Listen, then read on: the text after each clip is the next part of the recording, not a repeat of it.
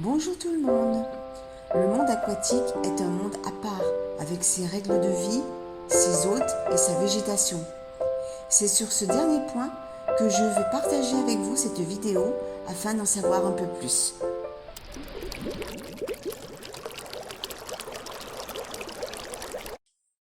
Les plantes aquatiques créent une ambiance reposante qui invite à la détente. Elles jouent un rôle important dans l'équilibre biologique du bassin et participent à son oxygénation. Toutes les plantes absorbent des éléments nutritifs pour se développer. En échange, elles libèrent de l'oxygène dans l'eau grâce à la photosynthèse.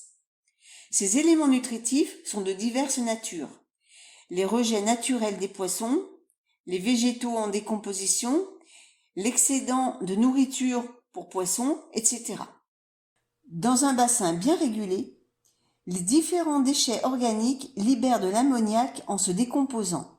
Celui-ci est transformé par certaines bactéries en nitrites, qui sont ensuite transformés par d'autres bactéries en nitrates, éléments qui profitent directement aux plantes aquatiques.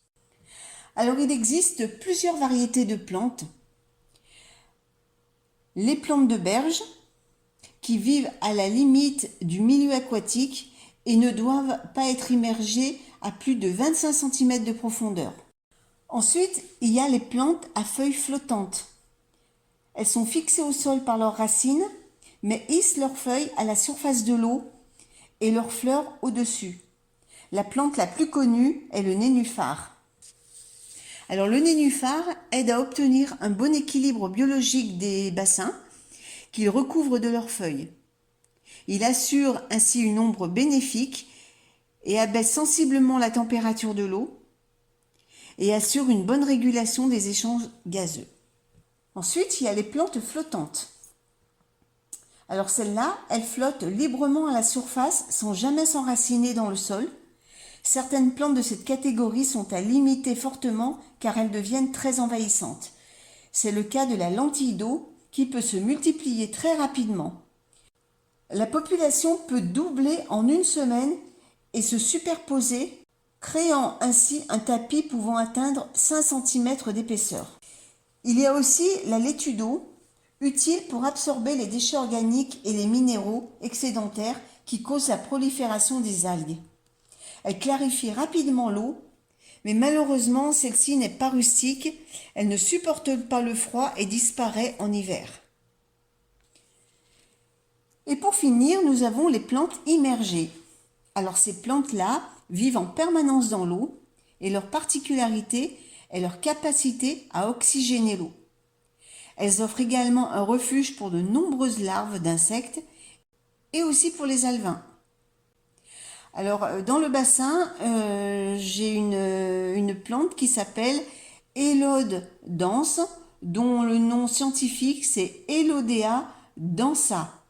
C'est une plante très efficace contre les algues. J'ai ensuite l'Epuris vulgaris. C'est une plante qui est très peu connue, qui est très rustique. Elle s'installe à une profondeur entre 5 cm et 80 cm. Et c'est une plante oxygénante. Alors quand on l'installe sous 50 cm d'eau, elle restera immergée et ses feuilles seront souples et les tiges molles.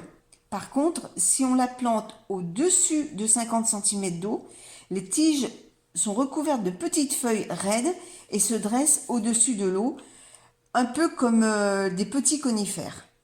Il y a tellement de variétés de plantes que l'on peut aisément trouver son bonheur. Ce choix dépendra de votre contexte, de la taille du bassin et de son exposition. Si cette vidéo vous a plu, n'hésitez pas à mettre un pouce bleu. Vous pouvez également vous abonner à ma chaîne et activer la petite cloche pour recevoir toutes les notifications. C'est gratuit. Je vous souhaite à tous une bonne journée et vous dis à très bientôt pour une prochaine vidéo.